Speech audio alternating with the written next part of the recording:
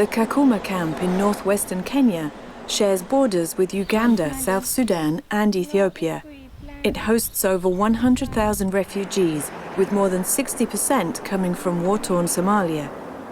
The UN Food and Agriculture Organization, FAO, is implementing a regional project in 6 countries, targeting 80,000 vulnerable people affected by HIV and gender-based violence in East and Central Africa.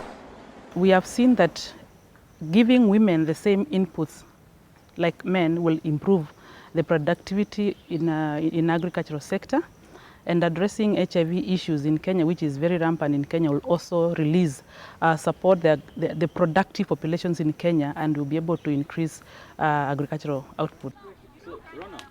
These children from Kalabeye Primary School, a host community near Kakuma, are learning about traditional and modern farming techniques, as well as nutrition, business skills and the sharing of knowledge.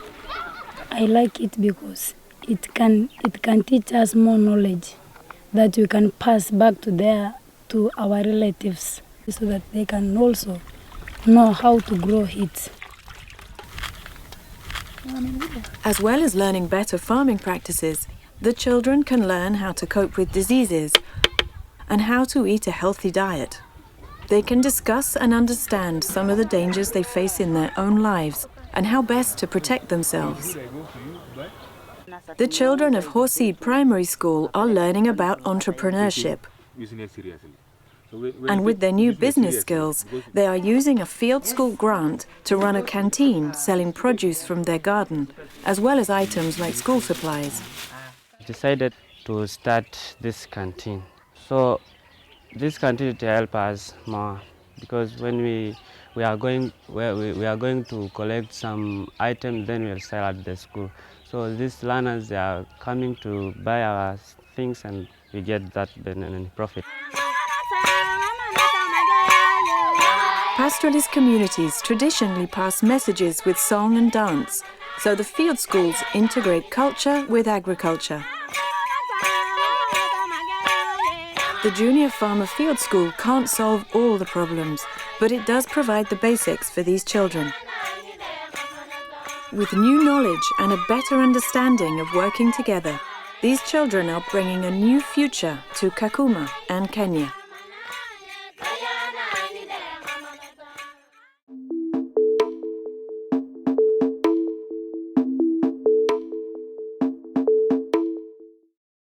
My name is Marco. I'm a video producer for the World Food Programme.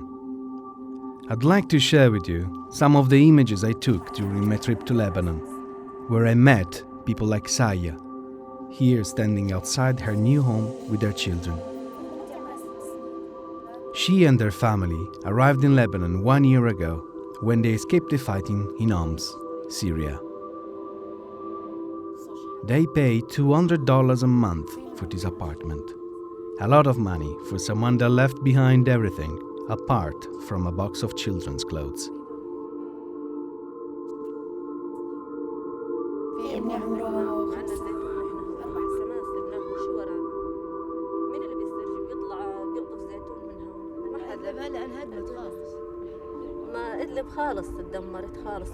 Huma arrived in Lebanon 6 months ago.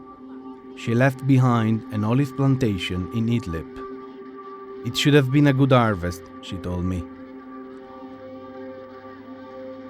She can't bear thinking of all she left back in Syria. Huma and her husband can't afford an apartment, so they built a makeshift shelter with beautiful flowers around it. Huma's husband works occasionally as a builder and makes just enough to cover the $100 a month needed to pay for this piece of land, water and electricity. For food, they all receive WFP vouchers, $35 a month for each member of the family.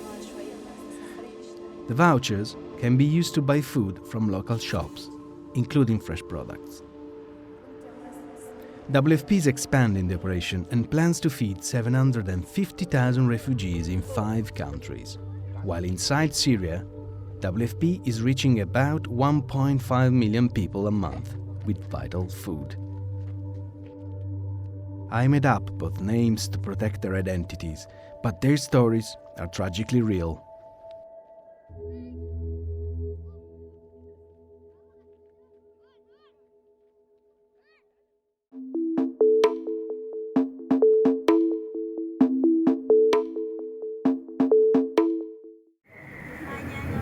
Quinoa, cultivated for centuries in the Andean region, has become one of the world's trendiest new foods.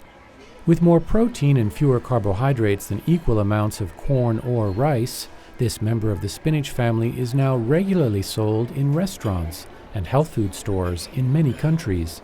Yet here in Bolivia, the world's largest grower and exporter, quinoa has been looked down on in favor of less nutritious imported grains. Primero se tenía mucho que la mentalidad de la quinoa era At como first, the para la mentality gente was pobre, that it la was gente food for humilde. the poor people. Pero en But in realidad, reality, I believe with yo time creo we're que con beginning el to tiempo understand nos that hemos dado quinoa has cuenta y many hemos empezado a positive valorar lo que benefits. realmente es la quinoa. 4 years ago, La Paz businesswoman Pami Cazeda began serving quinoa at her chain of restaurants. She was taking part in a campaign to promote quinoa in Bolivia. Supported by the UN's International Fund for Agricultural Development, the scheme not only involved local businesses, but policymakers, marketing experts, farmers, and Research Institute Bioversity International. A un principio fue un poco difícil entrar It en was la hard at mentalidad, first, pero but now many yo creo que people are cada vez opening más up to la gente quinoa, se abre and we're y doing well. realmente We're doing very well estamos because haciendo of bien. quinoa. Estamos haciendo muy bien con la quinoa, sí. One of her best sellers is this quinoa chocolate chip cookie. Her company bakes more than 1,000 a day. Each one looks and tastes the same, and while that might not seem extraordinary, one of the challenges for those working to promote quinoa has been to understand how to create products reliably. It is impossible to create the same product over and over again if you don't start from the same raw ingredients. That is why it is crucial to understand each variety of quinoa and then link the business that needs that variety with the farmer who can produce it in small amounts. But with much of Bolivia's quinoa already destined for foreign markets, finding farmers who could produce specific varieties for local businesses was a challenge. Which is why project staff came here, to Lake Titicaca, 3,800 meters above sea level. Small farmers like Elias Vargas and Viviana Herrera have traditionally grown quinoa, but were cut out of the international export market because the volumes they produced were too small. Now project staff are helping them identify specific quinoa varieties, as well as forge links with local food stores, bakeries, and restaurants who want to buy it. Now people everywhere are buying quinoa. In La Paz, they're selling it in the markets. For that reason, we are able to sell our small quantities. And with that money, we can support ourselves. Ironically, with more money to spend, families here are also beginning to eat more imported foods, just like their city cousins. But here, too, helping them understand the nutritional benefits of eating quinoa, as well as different ways to prepare it, seems to be paying off. Before, when we didn't know that quinoa was so healthy, we sold it and bought noodles. Now that we know that quinoa is so good, we don't buy other foods.